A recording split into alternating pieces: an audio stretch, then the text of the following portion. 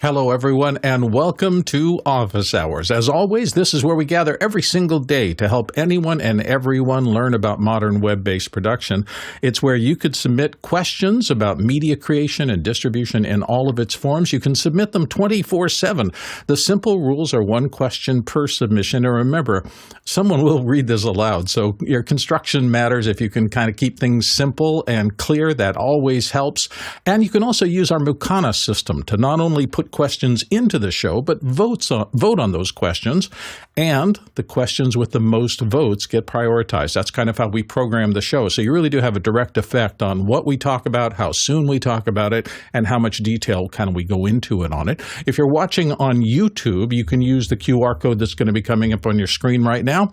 That QR code will lead you kind of into the system. It's also a way, if you follow that, to join the back end so that you can get into the bigger system. So you can do that, or you can just type into your web browser, askofficehours.global. So that gives you a quick way to interact with the show, and also a longer term if you want to join the community and participate a little more. So that's all the preamble. It's time to dive into our questions. Alexander, what do we have on our viewers and listeners' minds today? First question is from Paul Wallace in Hot Springs, Arkansas. AC coupled versus DC coupled batteries. Which is best for your production studio, and what brands? Courtney's going to help us out this morning. Courtney? I'm not sure if I understand the question. Maybe he's talking about UPS power supplies, standby power supplies, or emergency power supplies. Batteries are always DC coupled, so maybe he's talking about the type. There are two different types of UPS. UPS is one that is runs on AC until it detects a drop in the line voltage, and then it switches over to the batteries that then turn on an inverter, which gives you your AC back. And it does that within a microsecond or two, and it has capacitors, so it prevents the voltage from falling to a level that will cause your equipment to reset. That's one way, and that's more efficient than the type that is constantly charging a battery, and then that DC battery is running an inverter, and the inverter's on all the time, and you're running off the inverter, which is running off the batteries, which is being charged at the same time it's being consumed. So that way is a little less efficient. It generates more heat, and I think it's worse for the battery. I'm not sure, because it's constantly drawing the battery down and recharging it at the same time. I use APC UPS, and it is the type that switches automatically once the voltage drops below a certain point. And if you're talking about just whether equipment is better to be DC powered or AC powered, if you're doing sound equipment and you're going to be portable in the field, moving around, I always say DC powered is best. That way you're less likely to get into loops, ground loops from different power that you're going to be plugged into, and then how you might be connected to somebody else, like the camera department, that might be plugged into a different transformer or a different AC output, and creating a ground loop. Hopefully that helped you, Paul. Let's go to our next question. Roscoe Jones in Madison, Indiana asks, when is it better to do rolling retakes, and when is it better to cut and reset for each take? Oh, this will be interesting. Alex, what do you think? It depends. So anyway, the issue with it is a lot of times if we're doing a rolling retake, it's because we're so close to having it ready to go, and what we don't want to do is create that whole mechanics of getting out of the mode of things and getting back into it. A person might be struggling with something, or a person might be really close, and we're like, hey, let's just do another one of those, and you just kind of just ask them to do one more, as opposed to stop, reset, bring in a slate, and then it's just and especially when they're, we use that when they're in a certain place, where their focus is. We also will tend to do that when they're struggling with something in like a teleprompter or something like that. We have a tendency to let them just read through it, and if they miss something, let's just go back and go to this one section. If they keep on stopping, the thing takes forever and they get frustrated. So sometimes if they just jump back and keep going from there, it can work out pretty well. Amen to all of that. Courtney Gooden. Well, it depends. It depends on whether you're on a union set or not, because there are mandatory breaks that have to be put in, because the poor boom operator is going to be hanging out there. If the director goes, it's a 4.5-minute long take, which is kind of put it at the edge already for a heavy mic on the end of a 13-foot boom or 15-foot boom, fishpole. And so the boom operator gets a chance to set the boom down and relax between takes. And it used to be because they do it at a mag reload, but when they stopped shooting film, that went away. And as a safety issue is now in the contract that we have to have mandatory breaks have to be put in so that the boom operator can be given a rest or switched out with somebody else. Because these things where they go on, you'll get a director that goes, and again. And, and it's a 3-minute long take. Oh, that was pretty good. And everybody reset to one and again. And it used to be done a lot in sitcoms where they didn't want to stop and reslate, like Alex said, because it would take a long time. And if you're shooting with 4 cameras, you have to do 4 slates. And editorial would then have to sync it up every time you stop, but they just have to sync it up once in post if it's going to run continuously for a long period of time for actually 3 or 4 takes. But it's better to put in an ID between each one so that in editorial and post-production, they can easily see where one stops and the next one starts, to throw at least a time code slate in or a slate in to identify, we're going again on another take. That way, the script supervisor, if you're dealing with scripted stuff, can write down in their script notes, what time code, take 1 stopped and what time code take 2 started, etc. So it depends. You do want to give the people that are having to hold stuff up during that take a break every now and then. And if you keep going on and on without cutting, it can be murderous on those people. Kyle Hammond. Just real quick, as a director editor on more independent, smaller sets, the only time I would do it, or when I would do a rolling retake, it was because I needed the director to just look that way and say one word or something that I just needed you to do one little thing that I'm going to insert and then make sure you make note of where that is and then cut and move on. Yeah. For me, this is a matter of how much time do I want to spend in post versus how much do I want to get clean copy out of the front end. So I think Alex was right in his first comment. It depends. Sometimes you're going to do it discrete takes and start and stop at the end, and sometimes you just need to keep going for a lot of reasons. Next question. Harold Williams in Portsmouth, Virginia asks, I bought a hardware encoder to stream to Facebook and YouTube. I had to authorize the device with a code to permit it to post the video stream. Are there reports of suspicious behavior on social media after authorizing a device? Jeffrey Powers, have you run into this? I have connected up many hardware devices before, and I've never had that problem. Not to say that it won't happen. It's really all about if you trust the piece of hardware that you just bought.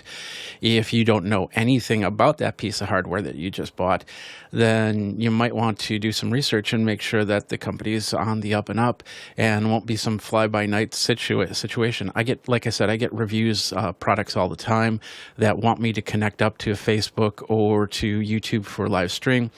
And so far, none of them has had any adverse effects to there. But if anything, if you don't trust the hardware that you're using and you need to use the hardware that you're using, then what you can do is you can set up a profile in YouTube and Facebook that has its own unique key to it. And then that's a one-time key. You'll never have to use it again. You can discard it and you can change all of your keys afterwards.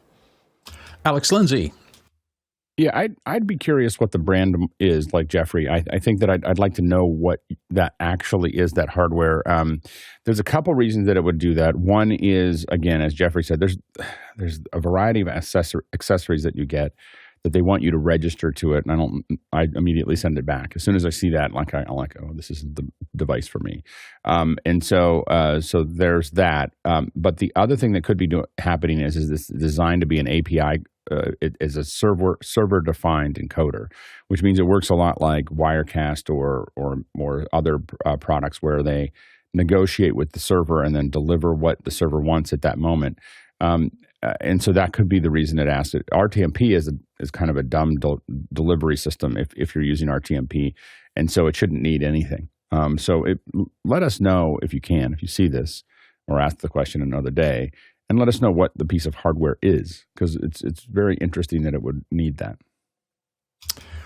Let's move to our next question. Tyler Robertson Greencastle asks, is it possible to join a Zoom meeting and not be seen? I recently produced a session where I had approximately 20. However, I had a person who showed in the logs as in the session for full time, but we never remember seeing. Did breakouts and they didn't show up.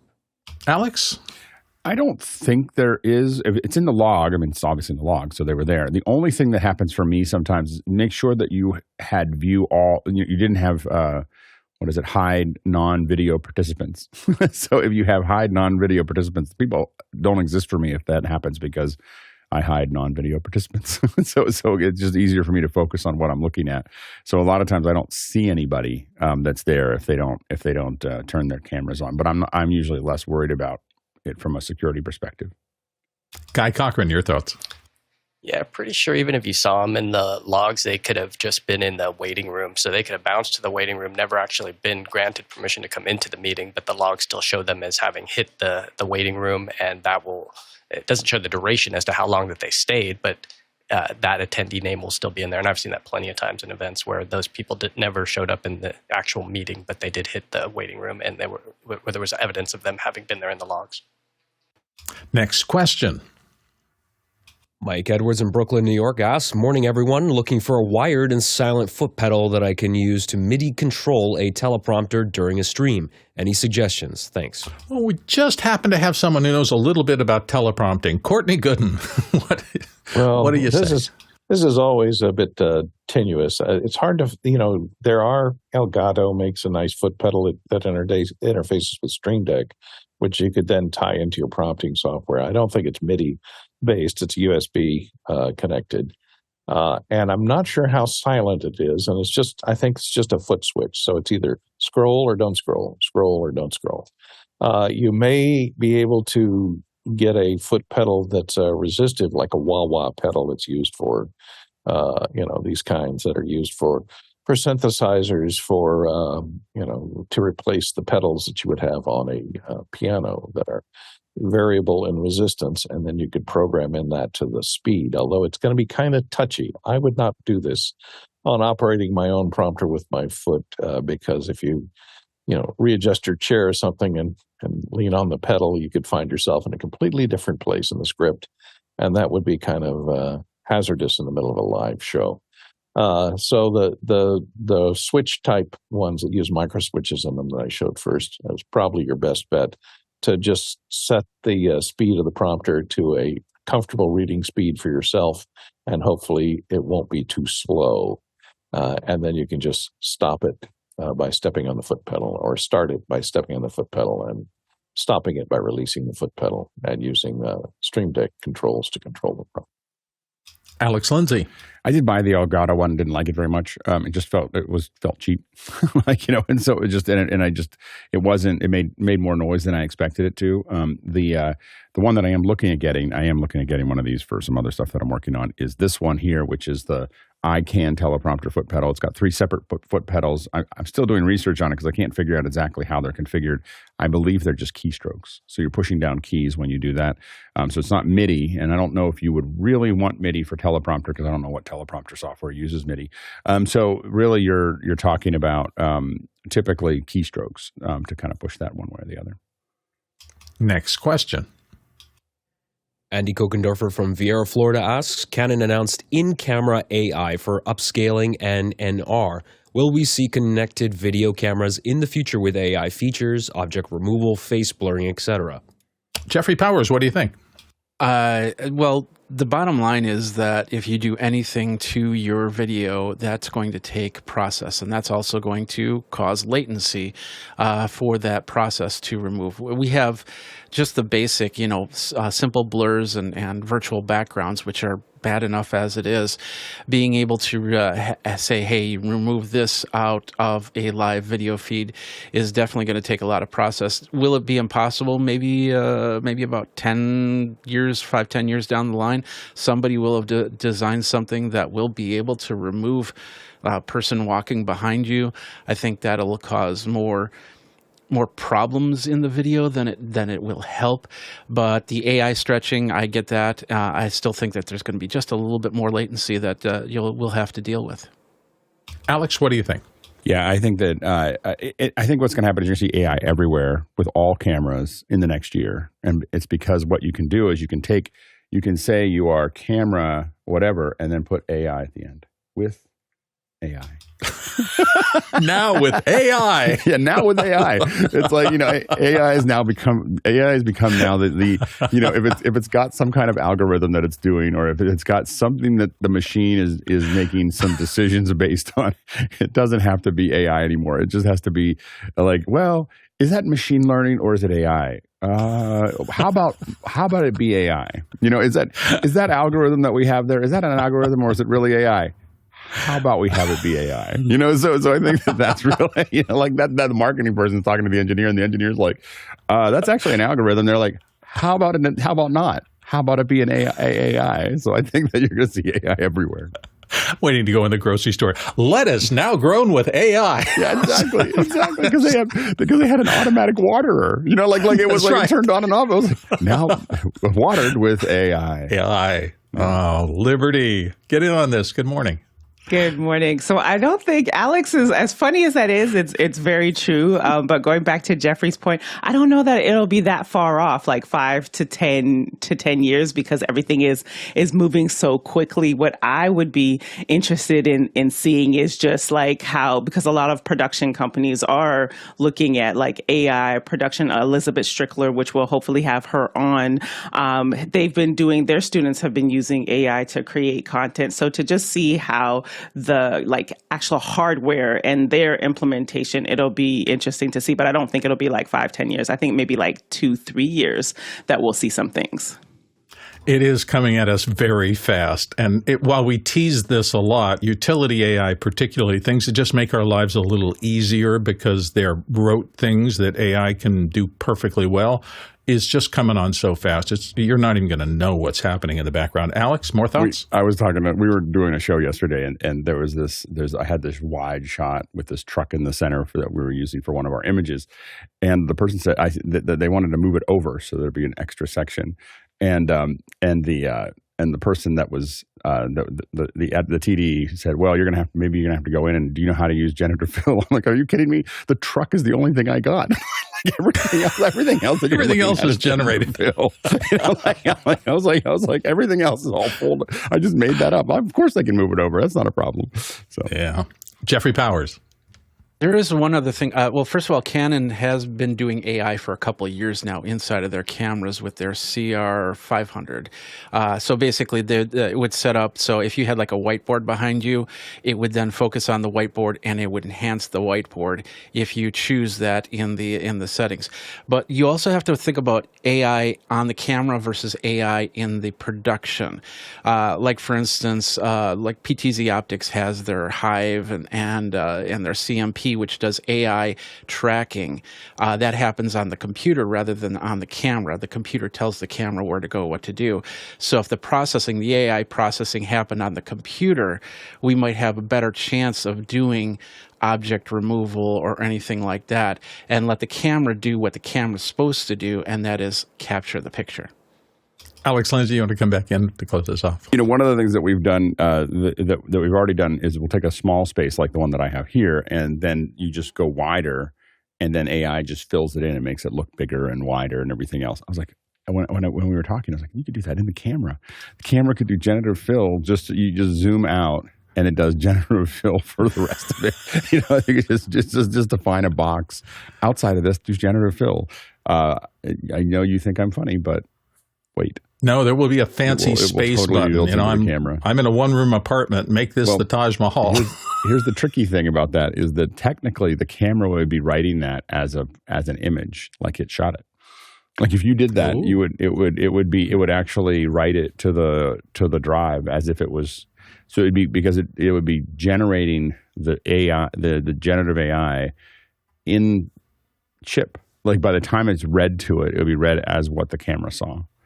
Anyways. This is such an interesting and important topic for us that we're going to keep going a little bit. Liberty, another thought? I actually like where Alex was going with that, because if it's taking that shot, it actually has more data to pull from that would be more realistic in shot in creating it. So I just wanted to I like that aspect of it. You're putting a prompt into your camera, like high tech office, and then you just have this little box of this person, and then there's just like big high tech office behind them, and then potentially even moving talent around in real time to continue again to have it to be more realistic, because that's the issue we're having right now, is what's real, what's not, and the realer that we are able to get with something like that's an interesting use case. Kyle Hammond. But my question in this conversation is more about like credit and notation, because I feel like there's going to be pendulum swings back and forth. Peter McKinnon did a video about it recently, that like the algorithms on social medias are requiring that you put AI generated in any, like for photographers, any content they put up, it has to be labeled that it was made with AI. And I feel like at some point it's going to be like, well, everything has been touched by AI. So at one point, does that not mean anything and make any sense? Because it's content. I think the danger really with that is that then you assume that, oh, well, if it doesn't say AI, it must not have AI, which is it's not voluntary. They're asking you to do it, but they don't know. They're not policing it right now. Unless they can actually effectively police it, then what happens is you have misplaced trust. And so, the answer is trust nothing. Like trust, it's like it's a zero trust system, and that's what we're moving towards, is that you have to see the same thing before you start believing anything that you see. You have to see it 3 or 4 times from different angles or different versions or different sources. You can't trust any single piece of content. Like, you shouldn't have done that 20 years ago, and you definitely should not do it now.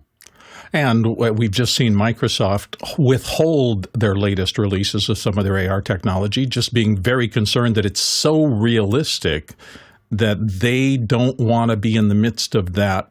Everything can be completely faked and believable. So this is a big discussion right now. And we will, of course, keep talking about it on Office Hours as long as you want to ask questions about it. So thank you very much, Andy, for bringing it up today. Next question. Paul Kovacs in Elkhart, Indiana, and this is from the QR code. Moving 220 gigabyte file to internal storage. My Mac says I have 500 gigabytes available, but Disk Utility says only 200 gigabytes available. Ask ChatGPT, didn't find a solution from suggestions. Using iCloud and Google Drive Sync also, am I missing something? Alex, help him out. I don't know if this is the case, but I had a problem with this where I had a phantom amount of data, and it came down to there was a test app that I had on my computer that was writing invisible files. So if there's a period in front of the file or a period something or other in front of the file on a Mac, it just makes it an invisible file. So what you're going to need to do is just do a search. I can't remember exactly what the keystrokes, but show invisible files on your Mac and see if you don't have 300 gigs floating around somewhere, because I had 550. I kept on going, how is my Mac? Every time I turned on the app, it was writing these logs, and every log was 40 megs, and it was writing a bunch of these every like a couple of these every minute. It was definitely just when I open it. And there's Alexander may know, the way I found it actually was not from showing invisible files. That's how I ended up getting to it. There's a disk, and CJ had given me he told me what to download, and I downloaded and ran it. It's a disk space utility that shows you disk space, and what I saw was this giant. It looked like it was like a cancerous, this big square, it was I had like a tumor. Sounds like Grand Perspective. Grand Perspective is really good totally at that. A computer tumor. Yeah. And it was just like, it was a tumor. So but it was like a huge, like half my drive was full of this tumor. And once I removed it, my drive felt much better. Alexander Knight. There's an app on the App Store called Daisy Disk, which I really like. Not only is it just beautifully designed, has great visualizations, but it's great at showing you exactly what is actually taking up data. And I find it very useful for finding stuff like this that is not obvious. So, and that's actually the one I just open when I searched it when you said it, and that is the one that I have. Yeah. I use Grand Perspective, which does the same thing. It'll visualize every file on your drives and how big they are with the size of the blocks. These kinds of tools are incredibly useful as we get more and more stuff. Courtney Gooden, dive in. Yeah, I'm not sure if what version of Mac you have and what hardware in that Mac you have, but there's a swap file that's used for virtual memory that's most operating systems use. I know it's used in Windows, which is if it runs out of memory, it swaps stuff out to the hard drive and then swaps it back in. So it uses as an extension of memory, and it reserves a certain amount of your hard drive space. And once the operating system blocks off that area, then you might see it if you just look at the size of the amount of disk space used. It might not show up there as being used, but it is. But then when you try and transfer stuff, it always preserves that amount. Although it is dynamic in size, it preserves a certain amount to use as a swap file to swap things out of memory. Todd Rains. So what came to my mind when I read this was the trash bin. Is it empty? Maybe that, as simple as that. But the other thing I had a question about, and we don't have to follow up on now, is when you use a disk writing or disk speed test like Blackmagic's, does it leave anything behind? I don't know. So I don't think so. I don't think unless it crashes. You know, Yeah, like maybe a and text 200 log, but that gigs, would be very small. 200 gigs would be a lot. Like you would have to run it for quite some time to fill up 200 gigs. But I don't think that it leaves anything. It's writing and deleting it at the same time very quickly. Okay. Jeffrey Powers, you wanted to get in? Command-Shift- is how you find the hidden files. Had to test it. There you go. On the Mac side, that gives you some keystrokes, and I'm sure there are utilities to do exactly the same thing on the PC side. So good luck, Paul, in getting it all solved. Next question.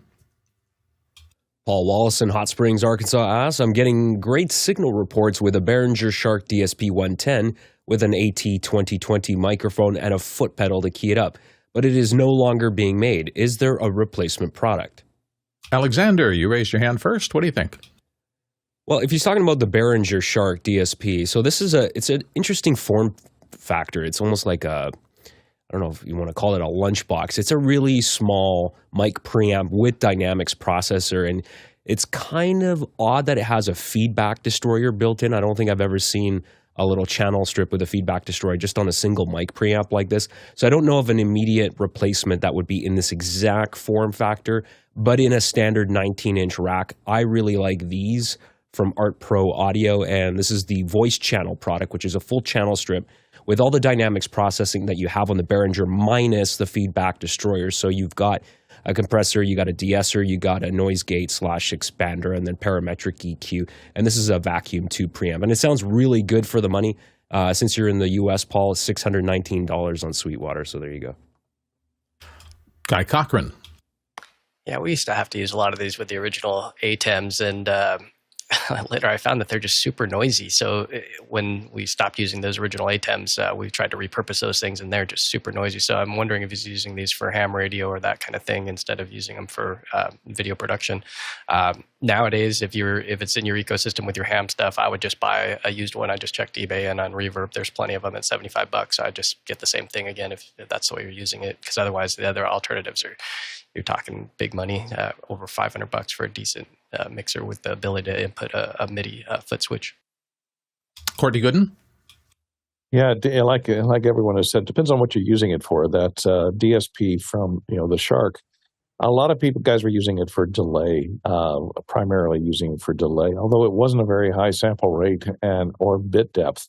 I did find if you're using it looking to delay, this might be a good replacement. Sescom makes this AV lip sync corrector. It's priced about the same as the old Behringer Shark used to be, and unfortunately, it has unbalanced in and unbalanced out. It's stereo.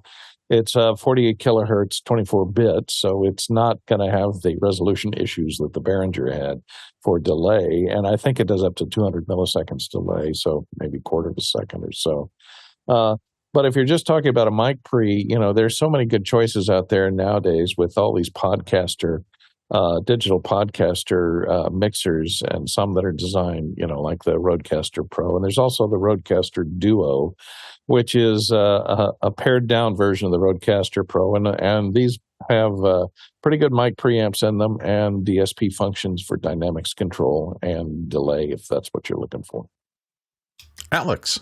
Yeah, just echoing what Guy talked about. We used to have 6 or 8 of these. We used them for delay, as Courtney was saying, and we just stopped using them because we started realizing how much noise we were putting into our system. I mean, the noise floor on that thing is like -30. It's incredible. Cool. There's an incredibly high noise floor on that going through that thing. I would not use that for anything that I was any production. Don't buy one used. Don't buy one new. Don't buy one at all. And I'm speaking as someone who had 8 of them and was just not savvy enough to understand what the damage I was doing to my shows until I stopped using them.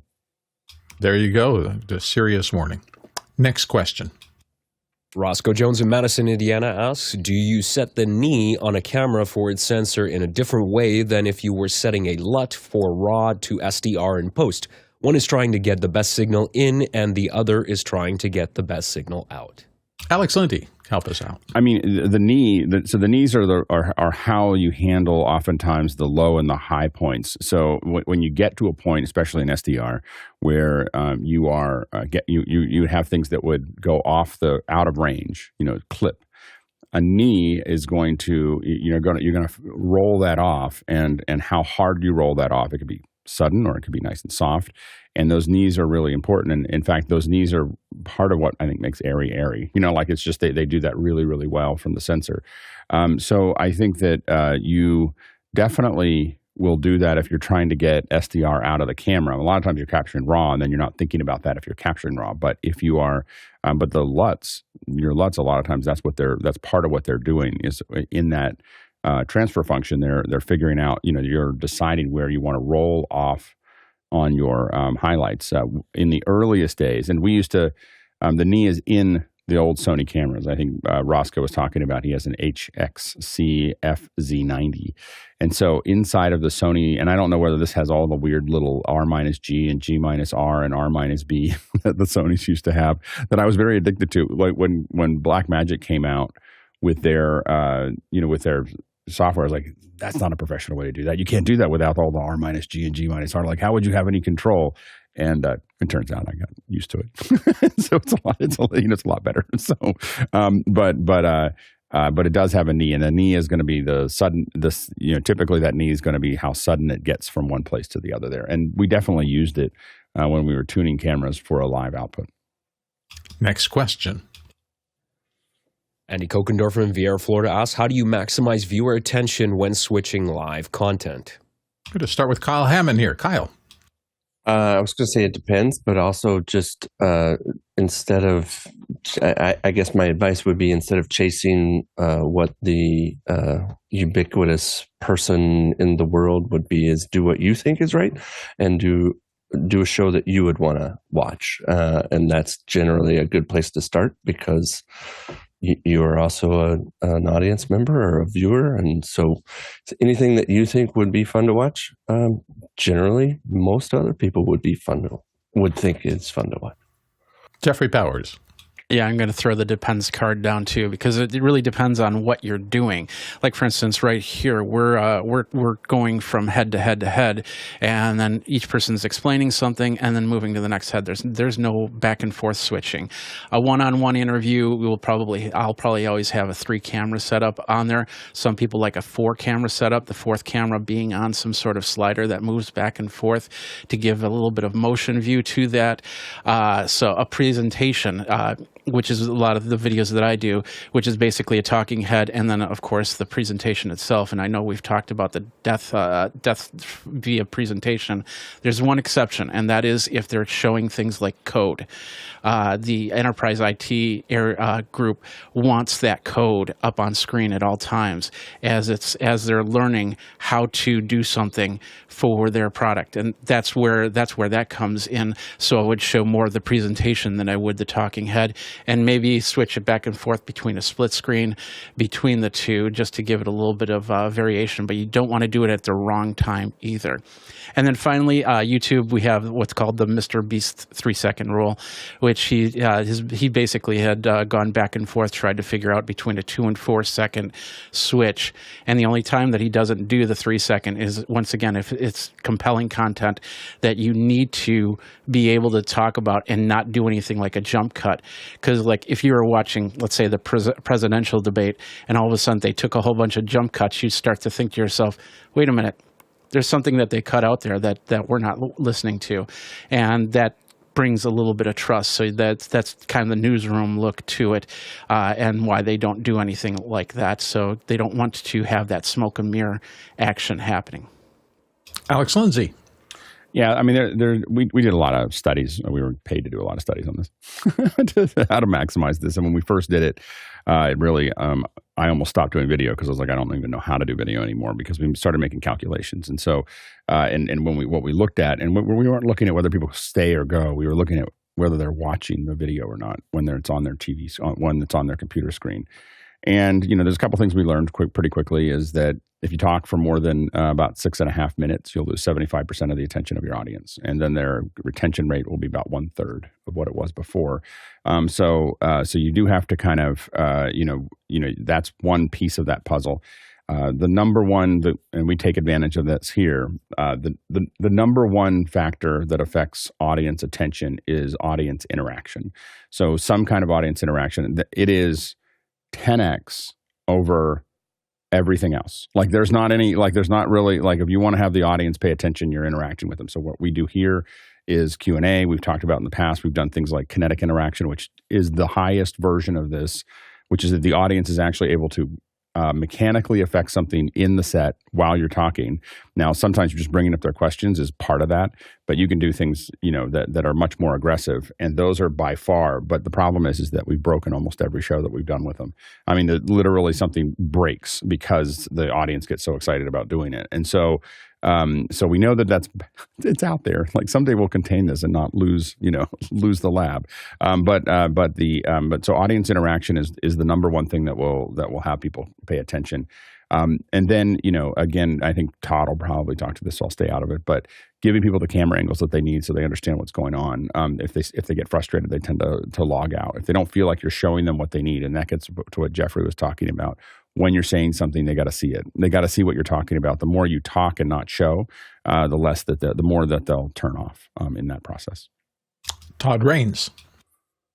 So from my perspective as a one-person demonstrator, operator, and a content provider, hour-long shows, 3-hour-long shows on wood turning, I'm the guy operating the cameras or doing the switching and stuff and doing the turning and doing all the talking. And so I find... Which is crazy, by the way. Yeah. It's so cool. It is, but it is a very mind-focused sort of activity. Not only turning, but okay, do I got the right cameras? And when I do live streams, I use StreamYard, so I get the comments and stuff like that, and I keep that interaction going. When I'm doing a Zoom demo that's maybe 2, 3, 4 hours, attendees will usually tell me, oh, hey, can you switch the camera if I miss and stuff. So it's helpful that way, but it's really hard when I'm switching a camera. I've got to always remember, switch to something that's stagnant, go and fix the camera, come back to that camera. So there's a bit of preview and program sort of management there as a one-man person. And then as Alex said, getting the right camera shot, I think is important. And usually I have multiple. I do picture-in-picture to show the two angles and stuff like that. So it's different perspective. So I will say there's one guy on YouTube, Nutty, who live streams. I think he's out of the Philippines. He does a lot of audience interaction. He'll print up their live feeds right away, and he'll have them interact with on Twitch to change the lights or put a display up or that kind of stuff. So he's one to watch for that kind of interactivity stuff. It's kind of interesting. Liberty. Yeah, Andy, I was when I was looking at the question, I wasn't sure how much, like when I look at live content, I look at it very much as like the amount of engagement that you interact with it. And whether I'm hosting something and I'm doing a tutorial or something, I'm always thinking about pacing and the ability to move shots, the ability to engage with the people who are watching live, because when they feel seen, that also it makes a difference in the overall experience that they're having. So it's almost like as the switcher, that it's a symphony. You're playing music is how I feel like. So the pacing of the shot selections, even the talent. So if it's not you, who's the talent, and their engagement with each other, and the going back and forth, because there's been studies, this TikTok generation, of just how long like people's attention span, kind of like what Alex said previously. So just, I would say, even looking up some of that, it also depends on the kind of content that you're doing. But if you are constantly thinking about the pacing, and as Kyle said originally, of just the show that you would want to watch, because there are others that would also want to watch that as well. And then the last part of any polls, if there are ways to put questions in so that people, again, that engagement makes a big difference in the overall pacing. Alex? One of the things that is a little non-intuitive is that if the interface has a lot of things for the user to do and it's more complex, we actually find that the average view time goes up. So if you look at like the full version of Mukana, or even if you're using the light version, the fact that there's all this stuff, there's people chatting, there's people asking questions, voting on questions, all those things actually positively affect average view time, because there's things to do other than just watch, and it's part of that experience. So makes perfect sense. Next question. Paul Wallace in Hot Springs, Arkansas asks, Apple has just raised the stakes in Safari versus Chrome battle with a new video ad that applies Hitchcock's The Birds to smartphone privacy. Who will win this browser battle on Apple devices? Courtney Gooden, dive in. Well, Safari will probably win on Apple devices because it comes as your default browser. But, it is a clever commercial that depicts these kind of security cameras that turn into birds and smash into windows and things, and scenes similar to those in the birds, implying that everyone's looking over your shoulder every time you're browsing. Now, there are ways to set Chrome so that you don't have, the snooping that is used for advertising. Go into settings and privacy, security, and there's several things here that you can do to protect yourself against the intrusive advertising or monitoring of your browsing habits that's used for marketing purposes. You can turn all that stuff off and probably make it the equivalent to Safari just by turning that off. But a lot of it is defaulted on unless you know to go in there and turn it off. It's going to be following you. And I kind of like the tracking that it does on me. It presents me with all those interesting ads and stuff that I'm interested in, instead of, kids' toys and, hygiene products. Makes you feel like your AI overlords care, doesn't it? Jeffrey Powers. Courtney, I have a bridge to sell you. The biggest problem with the hardware, this whole thing, and the one thing I hate about operating systems owning the browser that's within, this is Microsoft and this is Apple, is it's always going to force you to use their browser. Even if you set it in the settings, if you go, let's say you go into an app and that app requires you to log into something, it's going to go to Safari over Chrome, over Tor, or Opera, or Firefox. Same thing with Microsoft. If there is an app that's requiring you to log in, most likely Edge will be the one that pops up before the browser of your choosing. This is a security issue right here, and Apple can easily say that Chrome is not as secure as Apple because Apple can take over that part. And once that disappears, then Chrome, or whatever browser you choose that has the best amount of security, can work at its best. And I think that's the biggest problem. And they fought over the regulations with the FCC and the EU years ago, and it's still happening. I don't understand how the operating system can put out a browser that links so hardly to the operating system itself. Alex Lindsay. I don't know about Windows. On a Mac, you can set the preference in the extensions, and anytime you open another browser, it'll immediately ask you to set that preference for it to its advantage. So if you open up Firefox or Chrome and say, "Hey, we're not the default browser. Would you like us to be?" And if you click that every time, like when I click on anything on my computer, it opens Chrome. It's because that's my default browser. And I open, but what I have, I don't think that. I use Chrome because there's a bunch of features in it related to tools that I use that I prefer. And so I use it there, but I have to say that I'm leaning to using Safari more and more, and it's mostly because of the password management across all my devices. So password management across all the Apple devices. If you're using Safari, it means that when you put, like right now, I'm a little dependent on, I'm still using LastPass because it's just so hard for me to spend the time to extract myself from it. But what I'm slowly doing is using LastPass inside of Safari and then slowly just organically moving everything that I use often back over to Safari, but that means it's available on everything that I use. I don't think anybody's going to really argue that Chrome is more secure than Safari. Now, you can decide whether it's a better browser or not, but Safari is absolutely, I mean, that's Apple's entire business model is privacy. And so that's a much different level of when your entire business model is privacy versus your entire business model is ads. Two very different views of the world. And so now you may decide that Chrome is better. And I do think that overall I like Chrome better than Safari. But I would never argue that Chrome is more secure. So I think that's what they're leaning into, is the fact that Apple focuses on privacy and almost none of their competitors can focus on privacy. And so it just the Apple has a model that does that well. It differentiates them from their competitors, and the other competitors have other advantages, but this is Apple's advantage, and of course they're going to advertise against it. Courtney, you want to come back? Yeah, just remember that emphasis on privacy that Apple has is a marketing tool. But I was just going to say, if you live, I like Chrome for managing passwords as well, but unlike Safari for the Apple users, it'll work outside the walled garden. It works. I can open Chrome on my Samsung phone or on an Apple, on a MacBook Pro. If I go into Chrome, it'll have all my passwords. It'll have all my bookmarks there for me across platform. So that's why it's really handy. And I also use Chrome because of the plugins, the Perplexity plugin and the uBlock Origin to block pop-ups plugin, and a lot of plugins that are designed to work better in Chrome. So that's why I use it as a primary browser across all the different platforms that I use. Next question. Robert Shoji in Los Angeles asks, is the ATEM Switchers 9.5.1 update good to go? Alexander, you wanted to start us off?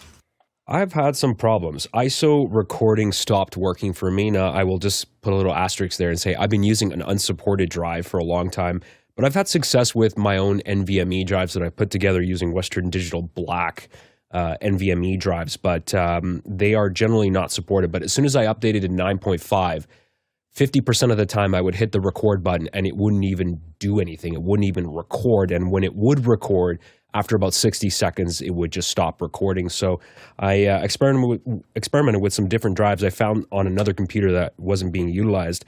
I had some Samsung 860 Pro SSDs, and then I just bought this really inexpensive Orico SSD enclosure here that has it's completely tool-free, and that solved my problem. So it seems that, and this is just my suspicion, is that they have made some undocumented changes, possibly because they're getting a lot of support requests about drives, and they did warn me. This is Blackmagic saying that NVMe drives are not recommended. They consume more power, and so there's more power drain on the ATEM as well. So as soon as I switched my drives, I had no problems. I know other people have been complaining online on Reddit. There have been a bunch of posts of people saying that ISO recording no longer works on the update, so your mileage may vary. So you may want to wait it out a little bit longer. Todd Rains. That's good to know, Alexander. I didn't test that yet, but I have upgraded to 9.5.1. And for me, the one thing it says it fixes an issue that could cause loss of camera control. I've never had. I'll show in the second hour the system I use for camera control, and I had problems selecting the camera between two cameras, and I had problems operating a power zoom lens over the ATEM. So this has fixed that for this one particular software case. But I have written down to go and check my ISO recordings and see if that works. But I haven't had an issue yet unless I come back with an issue with the recordings. So thank you. Guy Cochran. Yeah, I've had good success with it, but I'm not doing any recording. I run a Facebook group that's ATEM Mini specific with 45,000 people, and I keep a pretty good eye on what people are having issues with. And the people that are running ATEM Minis have been okay.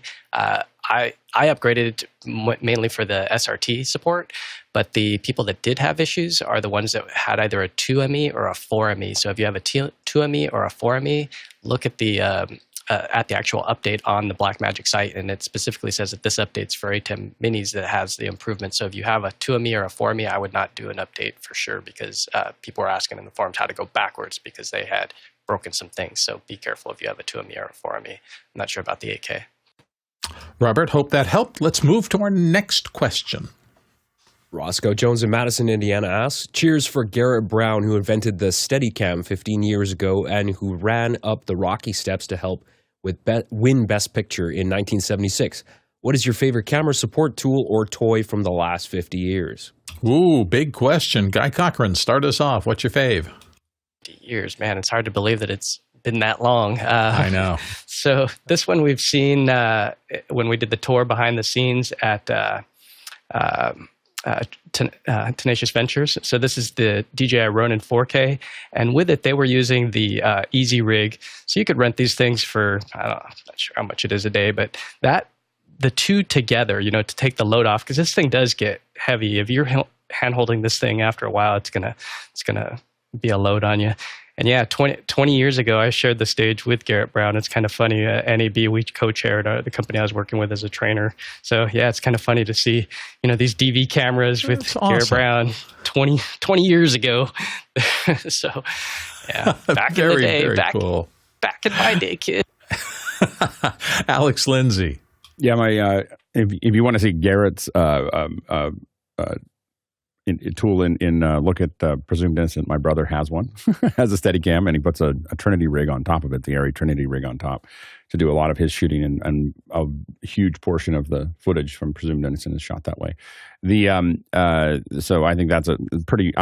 Once you start using a Steadicam, you were like, okay, well, this is different. But I would say when you talk about camera support, I would also say in the day-to-day stuff that I've done, the Hot Pod from, it's now Sackler, I think it was O'Connor before that, is something that, man, it just, when we started using it, it was life-changing because we used so many teleprompters for eye-to-eye and Teratron style, and being able to move that eye line without having to move the sticks.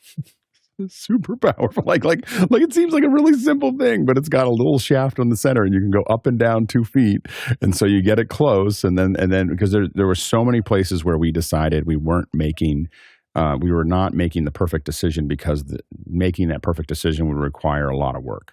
We have to open up the legs and move the legs around to get the teleprompter just a little bit higher. And in the time frame with a Hot Pod, you just grab onto a little lever and move it up, and like here we are. And the whole rig, up to 75 pounds, just goes up, to where you want to place it. And so I think that was, then my next one would be a Jimmy Jib. It's just, jibs and technocranes are so much, and a micro, is it a mini technocrane or a micro technocrane? I think it's a mini technocrane is magical, because it's like a little thing that you can actually put into a store, but it extends out.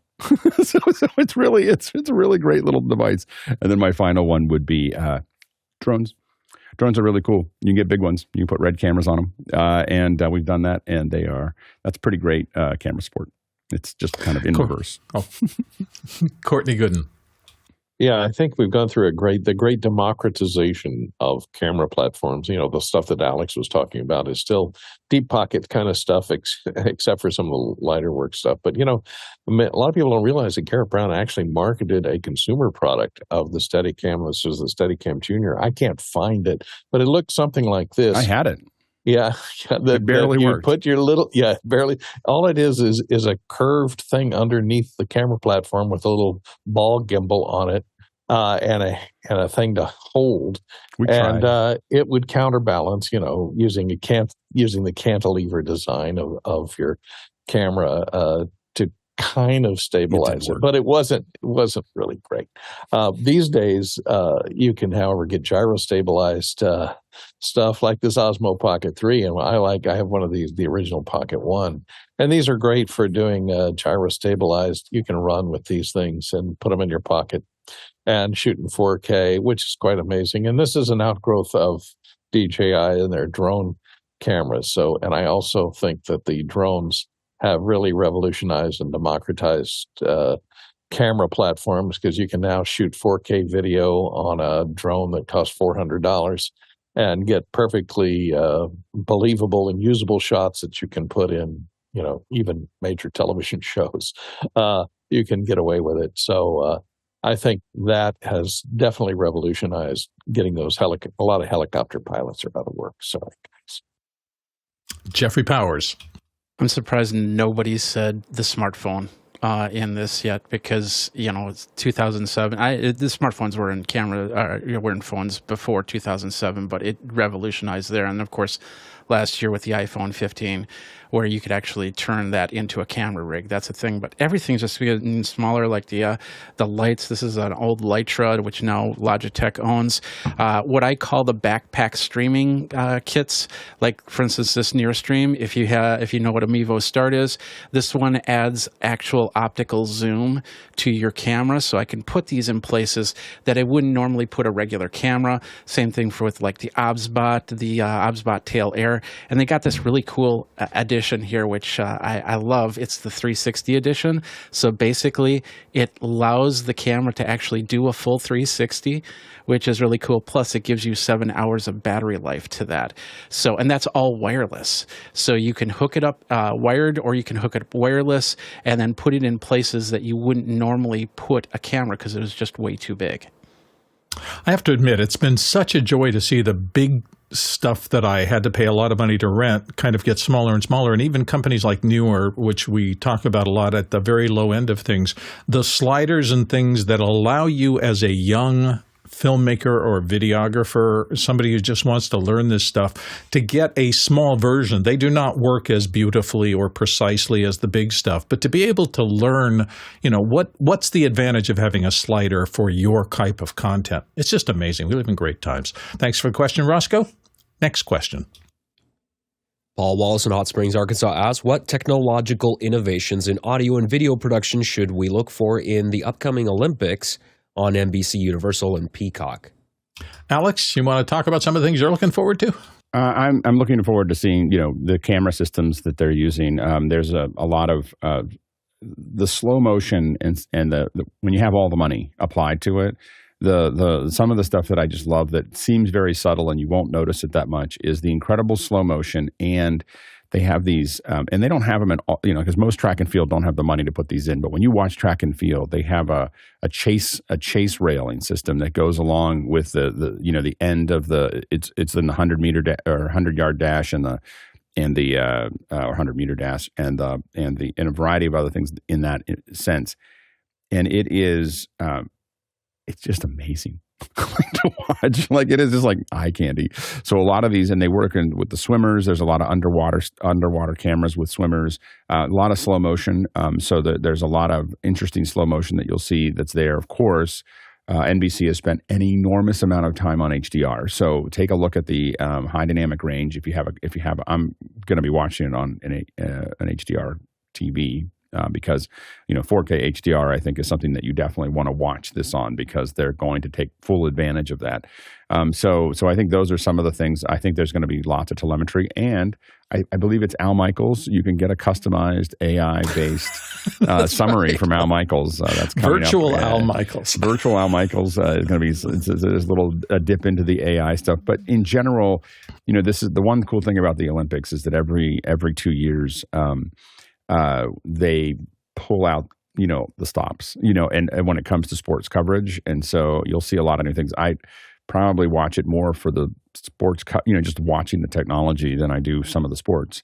But there's a lot of them that it'll be a really fascinating thing. And of course, my favorites are usually gymnastics. It's just like peak human. So I really like gymnastics, and something that's the one that I watch the most. Probably is it's just amazing to see both what the men and women can do, what a human body is capable of doing in that environment. Is pretty intense. It's been on my mind this morning, particularly because when I came in this morning, one of our friends, who shall remain nameless, is there at the Olympics doing some work and was just walking around with his iPhone and kind of gave us a tour backstage of some of the immense production rigs and capabilities and the rooms where all the equipment is stored. It is astonishing the amount of logistics effort that goes into doing something like the Olympics. We're all looking forward to it as production professionals. This is kind of like the pinnacle every 4 years. So we'll hopefully be seeing a lot of innovative and very cool things.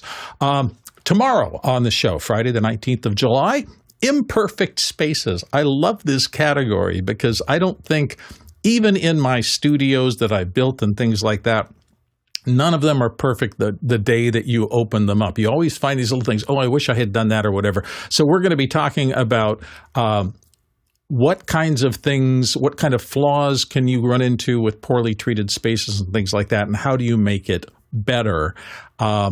So that is coming up on tomorrow's show. And then, of course, on the weekends, we have our less formal ones where you get to do a little more philosophical things. We'll be right back.